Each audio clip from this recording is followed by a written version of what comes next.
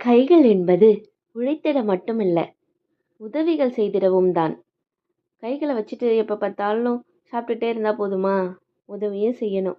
வாய் என்பது சாப்பிட மட்டுமில்ல, சத்தியம் தவறாமல் பேசவும் தான். சத்தியம் தவறாமல் பேசணுங்க. போய் நேர்மையாக இருக்கணும் அப்படின்றாங்க. காதுகள் என்பது கேட்டிட மட்டுமல்ல, கேள்வி அறிவை வளர்த்திடவும் தான். கேள்வி அறிவு என்னது? கல்வி அறிவு, கேள்வி அறிவுன்னு 2 இருக்குது.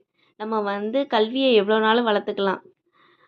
கேள்வி அறிவை மற்றவங்க சொல்கிறத கேட்டு நம்ம நடந்துக்கிறது, எது நல்லதோ கெட்டதோ அதை நம்ம கேட்டு நடந்துக்கணும். கண் என்பது கண்டிட மட்டுமல்ல, கருணை காட்டிடவும் தான். கருணையோடு பாருன்னு சொல்லியிருக்காங்க இல்லையா? காமாட்சி அம்மன் கருணையோடு பார்ப்பாங்களாம். அது மாதிரி கருணை காட்டிடவும் தான் கண். வாழ்க்கை என்பது வாழ்ந்திட